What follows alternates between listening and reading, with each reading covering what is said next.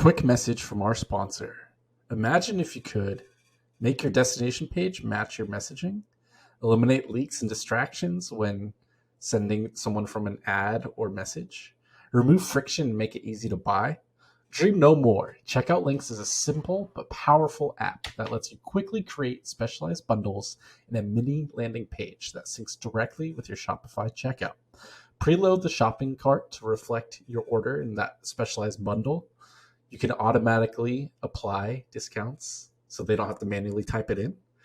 And then you can also track individual link performance and so much more. You can find other creative ways to use them with your paid ads, customer support chats, holiday offers, new product launches, email and SMS campaigns, or even rewarding your VIP customers. Go to checkoutlinks.com/Matt to learn more and install the Shopify app. That's checkoutlinks.com/Matt.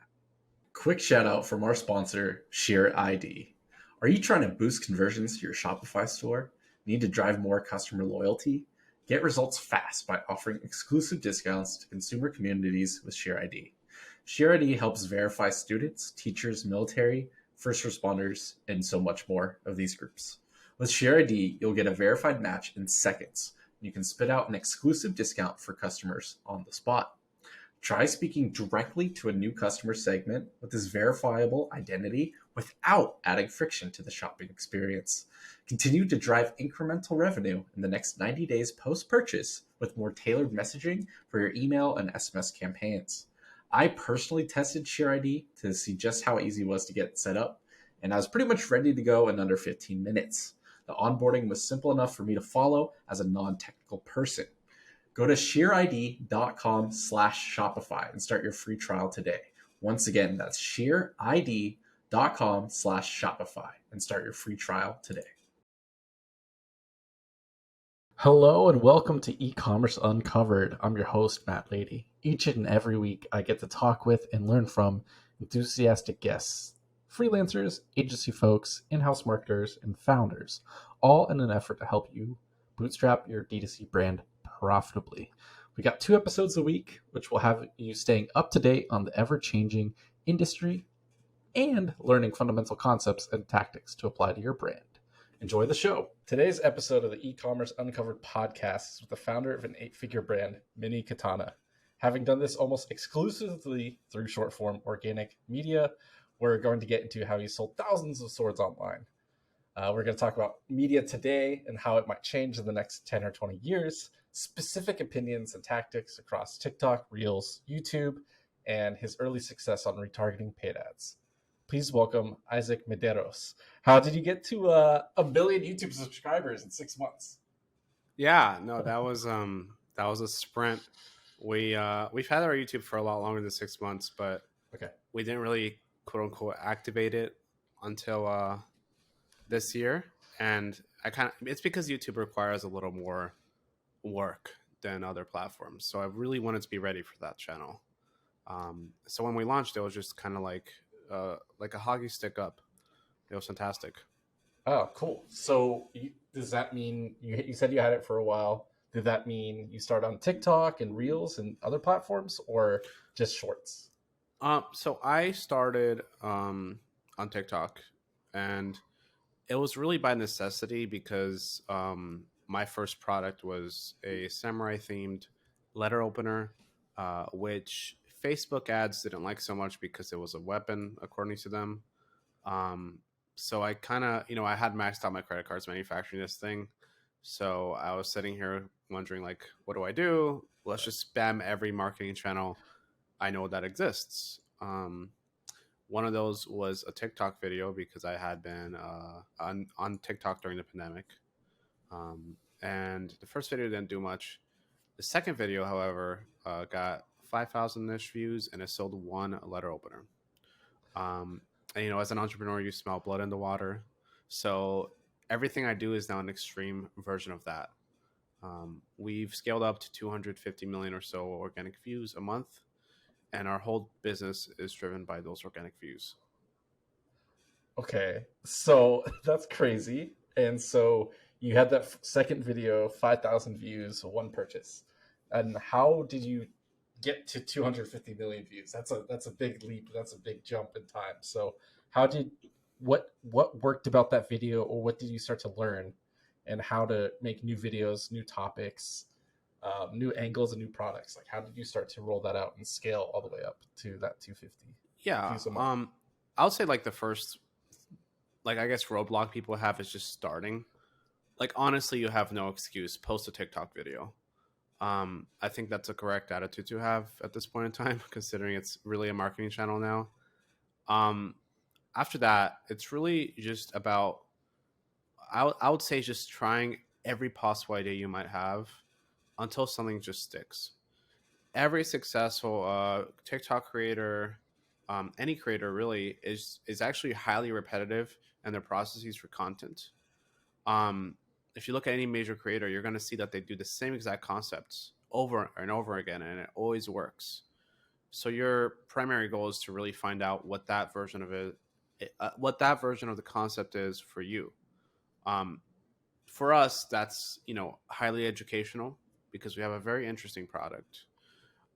That's demonstration because again, it's a product you can use, um, and unboxing videos or new product releases. Um, we've taken it so far now that we optimize at the product stage of our business for video, meaning we will create products with the mindset that will this product go viral on its own merits? Is it visual enough? Is it interesting enough? Is it amazing enough? And the answer is now always yes. And that has also helped propel more views. Um, Once you figure out what works, it's just about processes and stacking on top of that. Okay, cool. I guess that makes sense. A lot of people struggle with the just getting started part, uh, getting over themselves and not sure what to post and how to post. Or so was it you kind of filming the content at the beginning? It seems like, but then as you grew in scale, how did you systemize and make those processes? How did you get them down and then have other people start creating? Because I'm sure there's not just you behind the camera anymore. Yeah, no, I'll be honest, like I'm a pretty bad creator. Myself, I have a much more talented team than myself doing all the video content now. Um, the first year was all me. And that was because that was the most high value action for me and my business, literally making viral videos. Um, but in around January this year, we hired our first full time content creator. We have three total now, um, and they're kind of producing the core of our high performing videos. But we also have a secondary operation, which we call the content farm, which is just B-roll footage. Which, if you don't know what B-roll footage is just like background shots of like continuously opening and reopening swords, or like just moving them around with narration and like other images attached to top.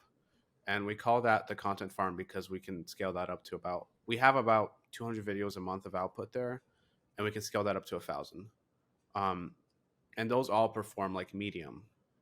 So the idea was just to like pump out a lot of content, and the content farm accomplished that. And then the creators kind of do the higher level, higher performing content that's more creative. Okay. Okay, that's pretty neat, man. So that's all in the first YouTube channel, because I saw that you're starting a second YouTube channel, or is So that that's the all like content that's farm? everything. Yeah. That's Okay. everything. I mean, we just to clarity, we have two Instagrams, um, we have two TikTok accounts, and we have two YouTube accounts. Our mains are all like a lot bigger than our secondaries, and our secondaries were started very recently. Okay. Um, like my eventual goal is, I want to scale to 10 channels next year.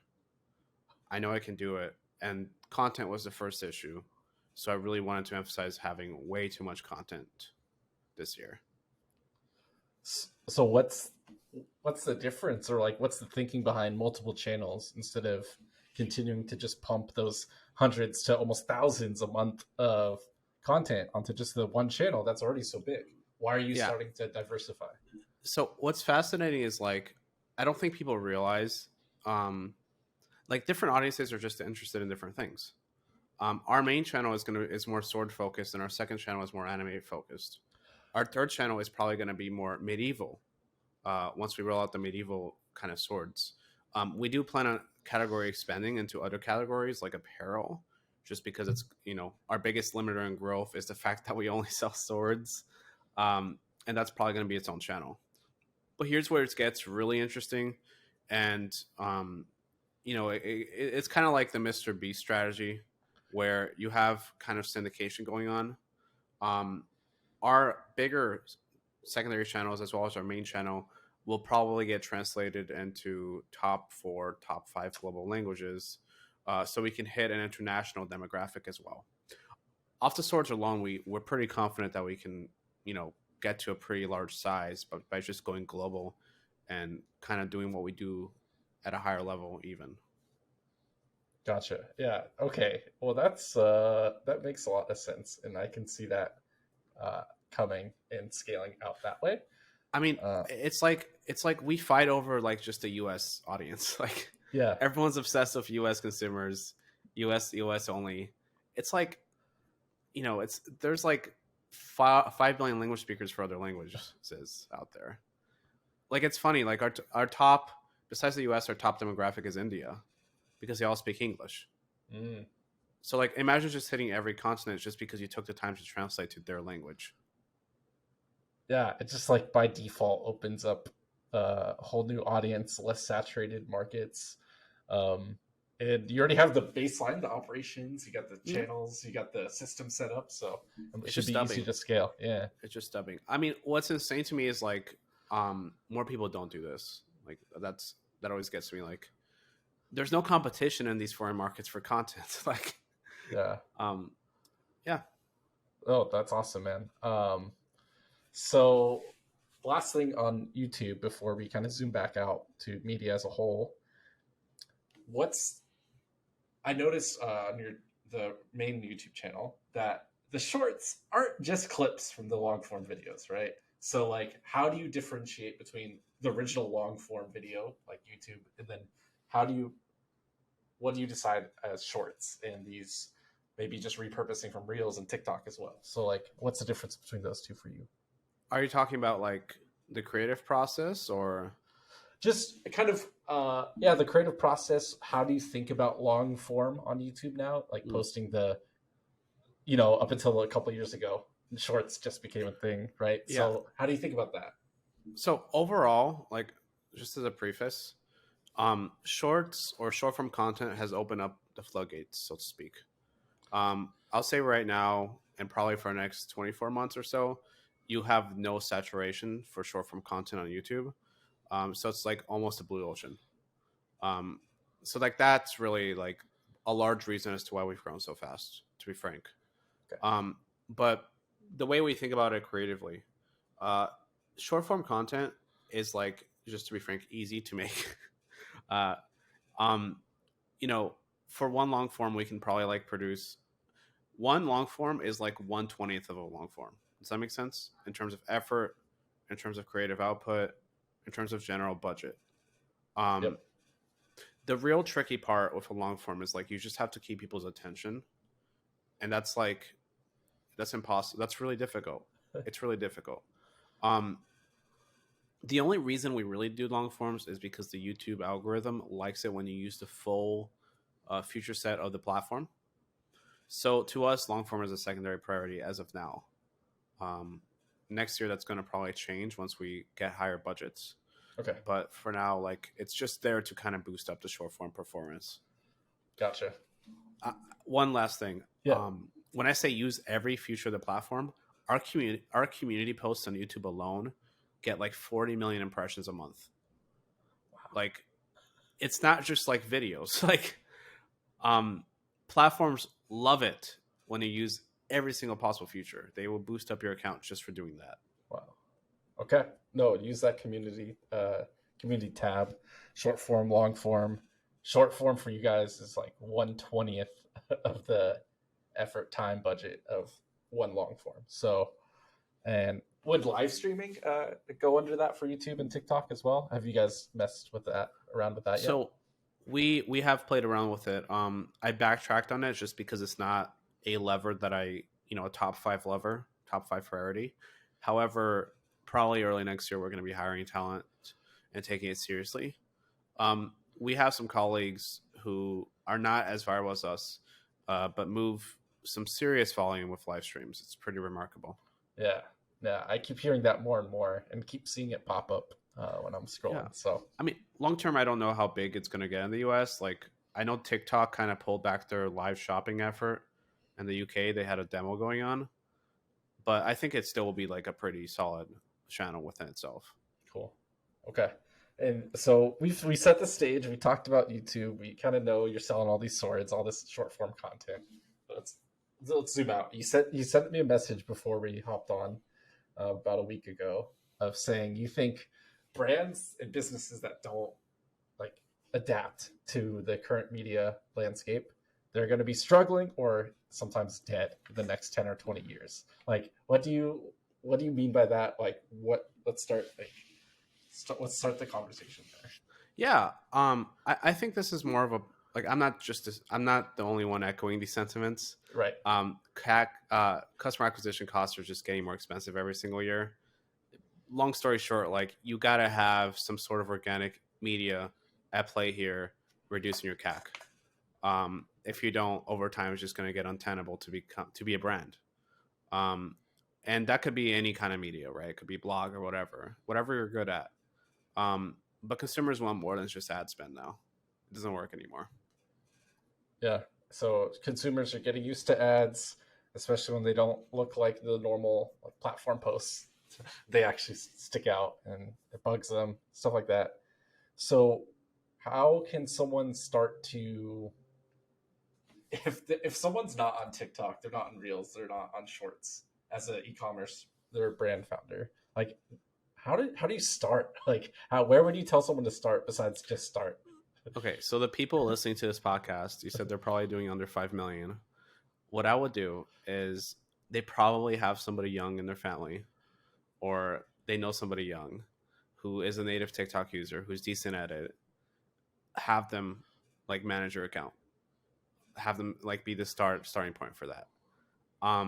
They're gonna do a much better job than like a pro digital marketer would. And like you don't even need the level of success we have. Like you need like 1/100th or 1/1000th even, right? And that will probably like be a solid play to just get your CAC down. I see brands that like they 100,000 followers on TikTok, they average like 10,000, 20,000 views. Still very solid organic growth. Yeah, that helps with organic, that helps with the word of mouth, it helps you have more content to post other places on your site, on email, other ads. So what's crazy is like you got that one TikTok account, kid is posting, you take that content, you repost it on Instagram, right? You just double the general utility of that content. The way we think about content in general is like it's a giant library we're building, and our goal is to use every single video at least 3 times. We usually extend that out to like 5. So that's interesting. So you use every single video 3 to 5 times. Can you explain a little bit more about how to do that? Sure. So we have a video. It's done. We're going to take that video and post it on TikTok. We're going to edit that video a very small amount, like just edit the text or change the way the voiceover is done, post it on YouTube. We're going to do the same thing for Instagram. That's 3 times. So, in 6 months, we're then going to come back. We're going to take that video, re-edit it, and post it on our secondary meme accounts. So the video like has a total shelf life of like 6 months to a year. Like we still have a meme account posting videos that are like 15 months old that I originally made, and they're still getting 50,000, 100,000 views. A good video will always go viral. A good video will always go viral. Okay.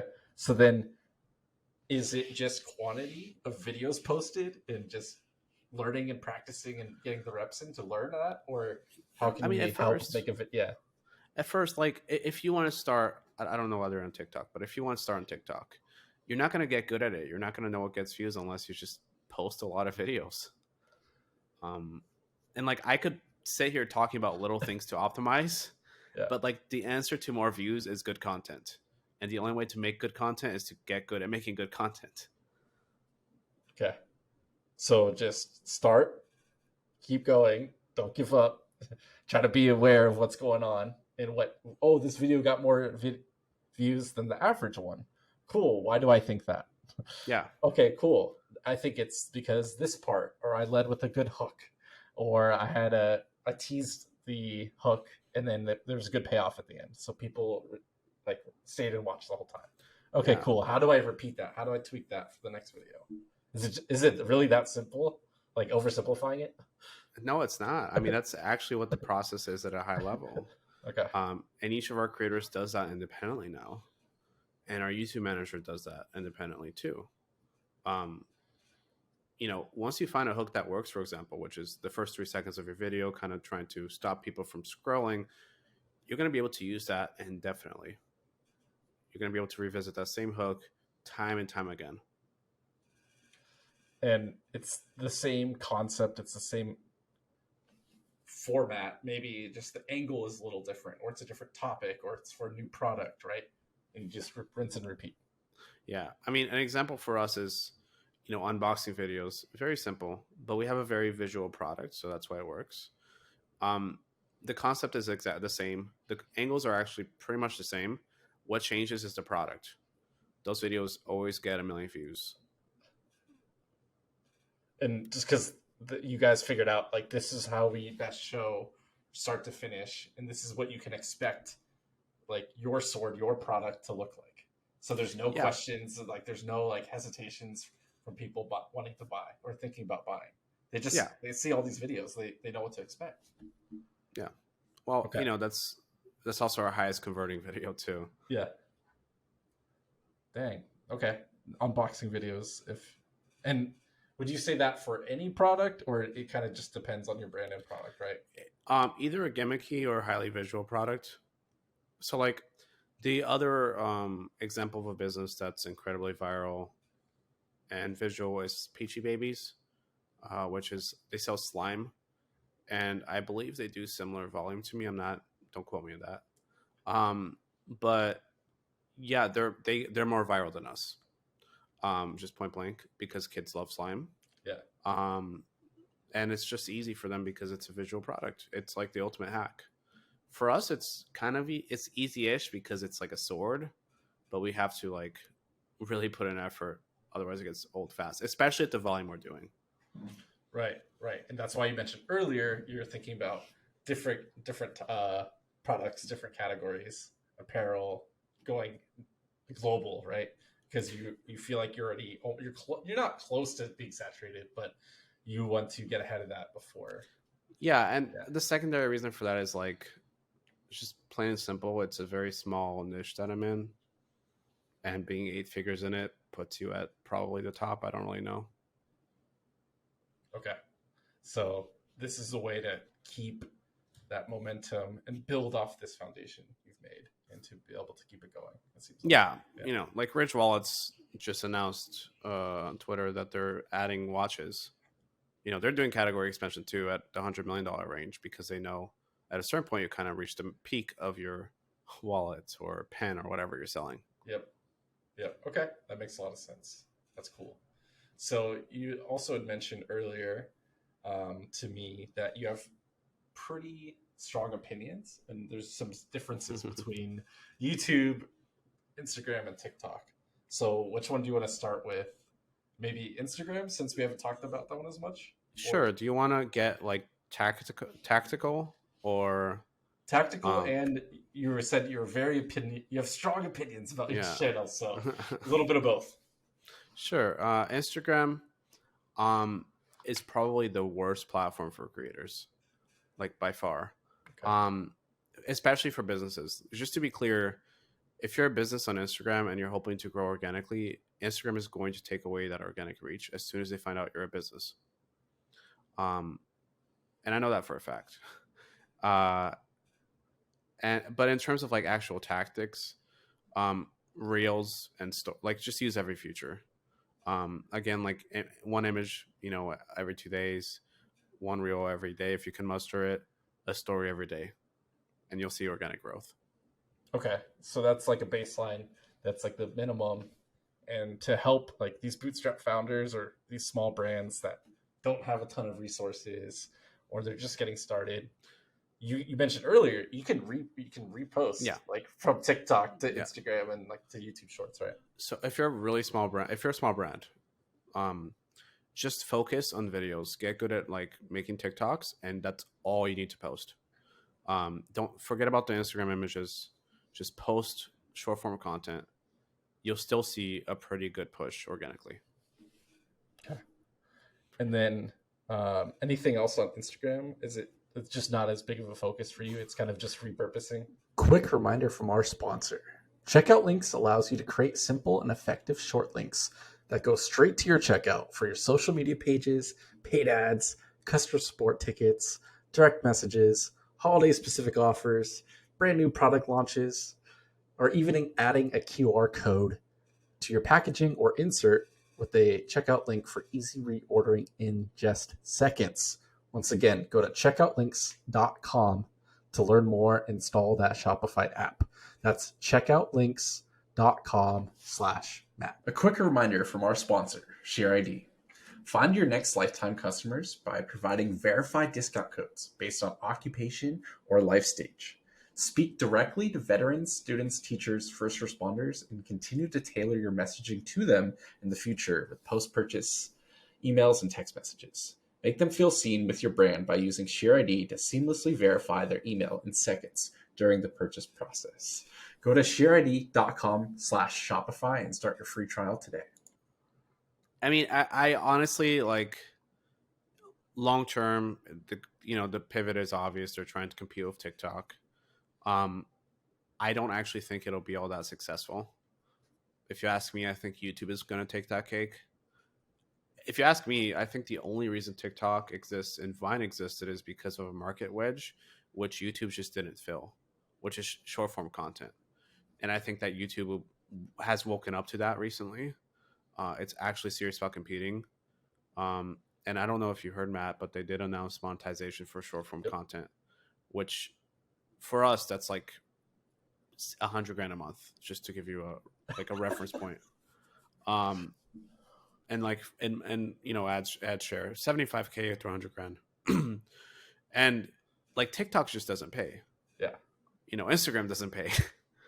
So just that one. I think that was probably a nail in the coffin thing. And then like over the next 3 years, we're going to see TikTok's peak and gradual decline.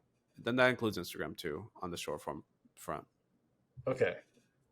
Yeah, I heard about that. Does that start early 2023? Yeah, it starts Yeah. early next year. Okay. I mean, it's like no one really talked about it as much as I anticipated, but it's like it's a huge piece of news. Like why would you like? Not only can you make money off your short form now, but YouTube offers you the ability to build an actual community over time, and make real money and build a business essentially off of content. That's why you have all these YouTubers who are really big within their own content itself. Mm-hmm. Like they have a big content business. Like it's just a no-brainer for content creators at that point. Yeah.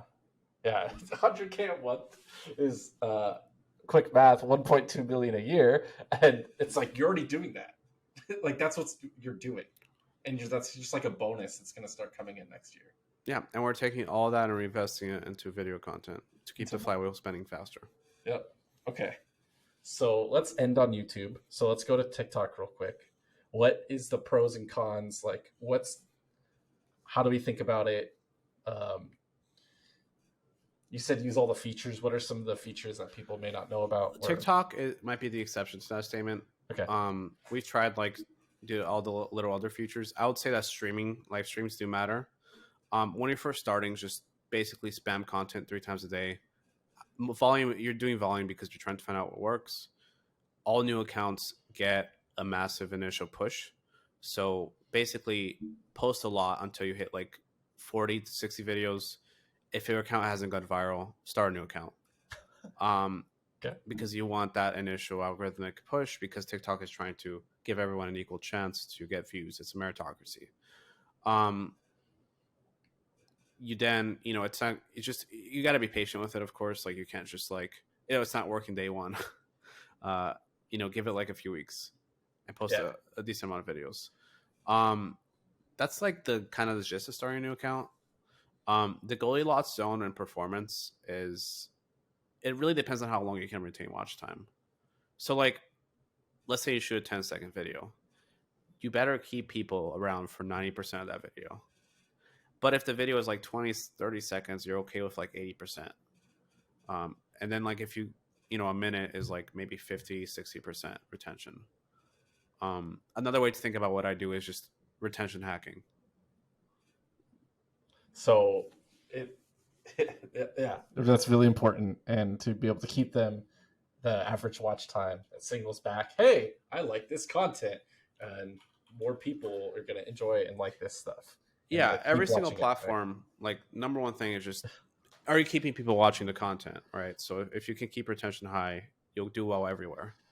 And so, someone just getting started, like, what are the three most basic retention hacks or tips that you would want to share with someone just getting Sure. started?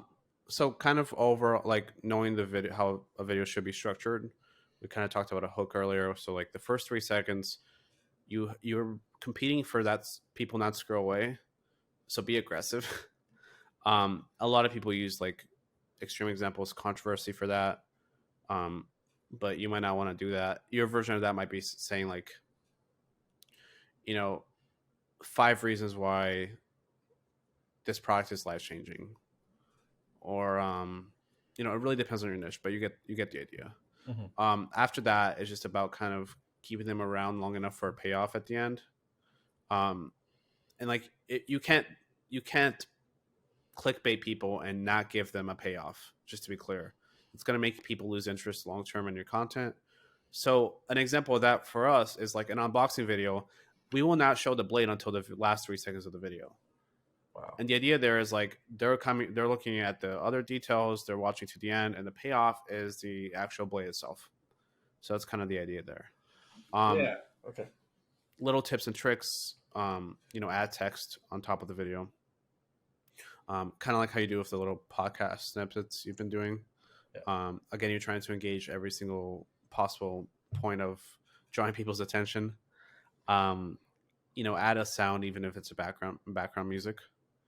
Yeah. Cool. That's great. That's really good to get people started. So let's hop over to clearly what you seem to have kind of bet the farm on is YouTube. And so, what's the biggest difference of YouTube? We kind of touched on it a little bit throughout the different questions and conversation. But what, like, why should, if you're trying to convince someone to start on YouTube, and what's the 1 or 2 sentence like high level overview? Long term, YouTube will let you build a community. That's Versus, the number one thing. yep. The communities on the other platforms are shallow. There's a reason why CPMs for influencers on YouTube are way higher than everywhere else. And is that because it started out as long form, and the more watch time and minutes and consistency of like that TV show like schedule. Oh yeah, this like a new video from this guy, this girl, like comes out at this time every week. That's like it. But it's also the attitude of the platform itself. So YouTube is really friendly towards creators overall, and that's reflected in all the way it treats its creators. So like little things like, for example, community guidelines, or like misbehaving on the platform, getting video taken down. On TikTok, if you get like 3 videos taken down, they're gonna warn you, and then they're gonna just shadow ban you. And like you don't really have a way to appeal that. There's no like appeal system. It's like that's it. On YouTube, there's an appeal system. You can get people that you can email. As soon as you're a partner, you have like partner support, which is like a live chat, which is like kind of ridiculous when you think about it. Like it has a ton of users and it has a live chat for its creators. A recent example is we got our second account banned recently on YouTube for impersonating our first one. Now, this was a misunderstanding. I got it back within 48 hours by using the live chat feature and just kind of pushing. There's no live chat, no one to reach out to at TikTok for help. Yeah, so that's again like that friendly to creators is like reflected in everything they do. Cool. And then earlier this year, 2022, a few months ago, Shopify and YouTube have an integration. Have you been seeing much lift from that or not? Or is it just or is it not that big of a deal as like initially I'm thought? I'm anxious to use their shopping integration, especially for live streams. But um, and nothing against Google or YouTube here. I just don't like trying. I don't like being beta users for Google Futures or a beta user for for Google stuff. Yeah, yeah. Um, Google just I've lost trust in the past. I'm Okay, sure everyone has. yeah. I see. So it's like too early to tell if you're gonna like go all in on it or not. Yeah. I it's like once I see somebody using it successfully, then I'll be like, okay, then we're gonna go all in tier two. But right now, I just don't want to beta test it. Yeah. Okay. And then last one for YouTube, and I guess this could apply for like all the other channels. It's like, what do you think about having a face of the brand or like a profile versus just having multiple creators or multiple video So accounts? I avoid the face being attached to the brand, but that's like we still have a brand identity, and the way we achieve that is humor, aesthetic, and like just the vibe of the video. Like that's why our second account got banned because it was mass reported for impersonation by our viewers because they legitimately thought somebody was copying us. Um, and I think that's superior if you're a brand because like it's just not relying on the face, so it can bring in multiple creators and scale that up more easily. But it like also depends on the category you're in. So if you're like in makeup or beauty, then you kind of need to have a creator who's a face to your organic marketing side of the business. Yeah, that's a lot more visual and personal, like applying the product to your face or your body and like how Yeah, you and there's look. nothing Yeah, wrong with that. It's just like it depends on your niche, right? If you have a product like mine that's interesting, visual, I don't know. If you're in motorsports or auto anything, like you can just use the cars and shoot the videos in a funny way. yeah. Gotcha. Okay. And then last one, um, of the planned questions is you've been talking a lot on Twitter about your Discord community. You've been Oh. building that up, and it's like you're almost a direct channel for you. It's like how you use SMS essentially is Discord, and you can have direct feedback. You build that community on your own too. So how did that get started, and how's it been going, and like what's in store for the future on it? So how did you get started with that? Yeah, so I'm a gamer, like so I've used Discord natively. That's how I got started with it. Yeah. Um I encountered some brands using it in a very stupid way. So I was sitting here going, well, no one like has this marketing channel figured out. And personally that's what I like. Like right now we're also experimenting with Be Real. um so like if it's a channel no one has figured out yet, I want to be the first person to figure it out. Um, but I think now that we have some actual data, Discord might be like the most slept on channel, like period. Even more so than like the short form content or any of this other stuff we're talking about. There's just no brands on it. Um, and the way it's like think of it like a subreddit or like a forum. And the thing about it that's so powerful is you can like basically notify everyone in that forum. So right now we have like 19,000 or so people in it, and they all are guaranteed to open our notifications just like SMS. The difference is it's not saturated. So I have no competition on that channel from other brands. Right. But it also Right. lets me interface directly with people. Yeah, that it's a one to one, that community building. It's they expect a message from their friend, like, oh, like people use it to talk and game with. Like I talk with my friends all the time. I'm playing League. Like I'm familiar with Discord. Um, but yeah, like you said, no businesses, brands have really like actually figured it out yet. So what types of things, kind of a little more detail or insight on how you use the Discord? You said there's 19,000 people. Is it new product drops? Is it feedback? Like what are you doing with it? So it's everything. So I'm very active in it at this point just because like when I have a product concept, I do run it by my community, and it helps me iron out kinks without even having a sample sent from China. Um, One of the other things we do is like we drop new products there and we do sales there. We do sales exclusive to the community. Um, we've like recently we dropped like a very golden katana, highly visual. We ran a meme contest giveaway in Discord where like everyone was supposed to submit an original meme around swords or a brand. We had like 1,000 individual custom submissions, which is crazy. Wow. Um, and now we have unlimited like content for our meme accounts.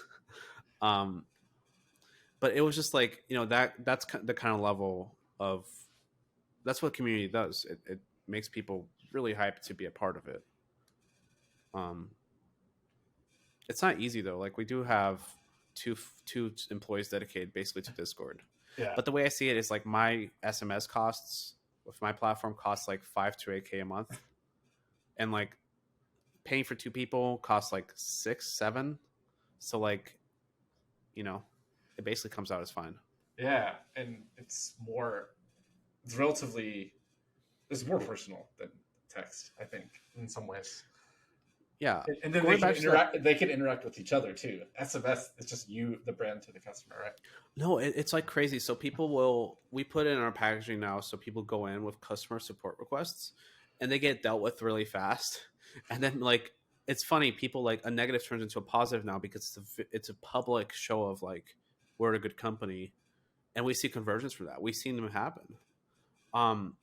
We've seen like where people come in, they're like, "Hey, I'm thinking of buying like a product. Like, does anyone have it? What do you think about it?" And like top customers would then reply going, "Hey, I have this product. It's so awesome. Like, go buy it. Like, your life depends on it." And it's just, it's crazy. So you have instant, it's not just customer reviews on the website where it's like, I don't know if these are real. I don't know if it's made up, like whatever. That you message live. It's a live chat community, feedback, sales, everything all in one, like you said. Our top customers are moderators, volunteer moderators, and they do all the work basically at this point. That's because awesome. they're happy to be in this community, which they love. So if you have if you have an interesting product or an interesting business that has a community, if Discord might not be the thing that you use, but like do consider at least Reddit or even a Facebook group. Yep. Okay. That's awesome, man. Start to wrap up. Last thing is like, is there anything that you wanted to talk about that's been on your mind lately that we didn't get to earlier? Is there a question you thought I was going to ask but didn't? Last chance to kind of jam on anything. Yeah, sure. Just kind of a short note. For a lot of the businesses here, like going back to that point where you don't need to be as viral as I am to really have a lot of success with this. I know a business. I forgot her name. So, but I can pull it up after this call. She sells like just scrubs, hand scrubs for the bath, and she has 50,000, 70,000 followers on TikTok. And what she does is she just runs those as ads, and her ROAS is like 4. Wow. Which is like really good. And it's because the content like gets organic traction, and she picks and chooses those videos and translates them into ads. So yeah, it's like she's not incredibly viral, but she's seeing incredible results from it. Right. Yeah, and you're doing all this organically, essentially. This is not, you're not putting much ad spend behind it. So we've introduced like $1,000, like it's like 5,000 a month. And it's just because we're testing the waters, getting ready for like our expansion into kind of other categories that we can do ad spend with. Again, we sell weapons, allegedly. Allegedly, yeah. So like we're getting like our ROAS right now averages around 7 to 10. But that's because like we just have so much brand awareness, and it's such a seasoned pixel on Facebook. It's hard not to have a high return. Yeah, and you have all that natural organic traffic that is coming from top of funnel. Yeah. I have more similarities to like other content creators than I do to an e-commerce brand at this point. Yeah. Yeah, and I think that's it's kind of like the future, if not already here. Like to think like more like a creator or media brand. I think anyway. I mean, it's interesting. Like, it's so overpowered to be a creator with like, let's take Feastables for example. Everyone talks about Feastables, which is Mr. Beast's snack brand. Like, you go to a store, right, and you're just casually browsing around for snacks, and you see like, I don't know, pretzels or Cheetos or whatever, but then you see Feastables right next to it, and you're like, well, I just saw a Mr. Beast video today. I'm gonna get the Feastables because it's associated with them. Like, that's the power that having a wide distribution for your brand does to you. It's like it's just so overpowered because then you can just attach things on top of it and just go into every possible category and just get results. Yeah, and that's at the highest, like crazy big level. Like we keep saying, like these are the big examples and how you can apply it down to your brand. You don't need to do that. You don't need Oh, to go into every category and to be have a successful business. So just gotta know your goal, know who you are, know what you want, right? So Isaac, I think that's about it. Thanks so much for your time. Where can people find you if they want to chat more or if they want to buy a sword? I'm mostly Twitter. I basically write out my whole playbook on Twitter. Also, I answer questions there publicly. It's the Isaac Med, the Isaac Mad. Um, Matt follows me, so follow him and you'll see me. Yep. Awesome. Thanks so much, man. Appreciate your time. Everyone else, thanks for listening, and we'll catch you on the next episode. That's it for today. Thanks so much for listening to this episode. I love being able to do this, continue to learn, and meet people in this industry. Every rating, review, and episode you share with a friend means so much to me as I'm bootstrapping this show as part of my media brand, High Key Geek. If you haven't checked out my other show, Brand Builders, you should. It's with myself and Tom Brown and Richie Machiko. 2 times a week, we talk in a much more casual setting and we think out loud, we brainstorm, and we share our lessons as we continue to operate and run businesses in the D2C space today. We didn't exit, we didn't just consult and advise now, and we're in the trenches as we like every day still. So we're learning in real time and sharing it with you as we go. That's Brand Builders on High Key Geek YouTube, Spotify, Apple, or wherever else you find your podcasts. Catch you next time.